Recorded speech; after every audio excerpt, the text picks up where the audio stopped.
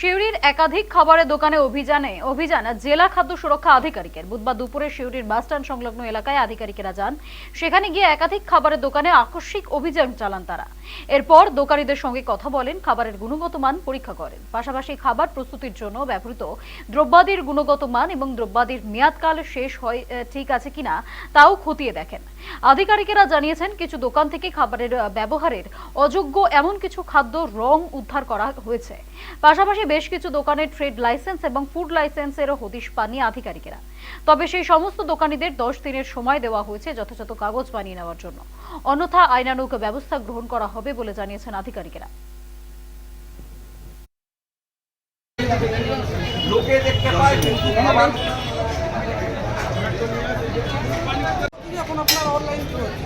আমাদের তো সবই লাইসেন্স মানছে আছে, যে কোনো প্রোডাক্ট আছে সব লাইসেন্স করা।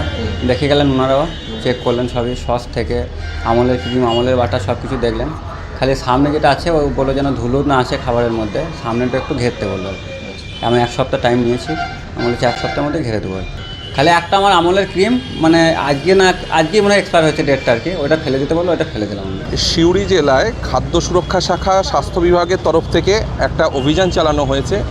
অভিযান বললে ব্যাপারটাকে কম বলা হয়, কারণ আমরা চেষ্টা করছি মানুষকে সতর্ক করতে যে যেই ধরনের কালার ব্যবহার করা উচিত নয় সেই কালারগুলো যাতে তারা ব্যবহার না করে, যেগুলো ফুড গ্রেড নয়।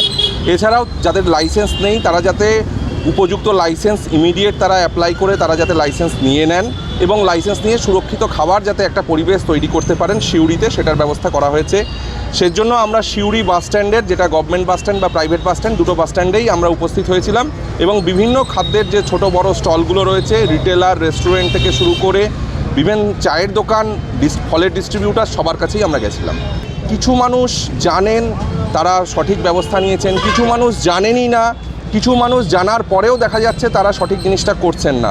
বিশেষ করে আমরা দেখলাম কিছু শিক্ষিত মানুষকে তো আমরা অবশ্যই দেখতে পেয়েছি যারা বুঝতে পারছেন, জেনেও কম পয়সার সস্তার কালারটা ব্যবহার করছেন।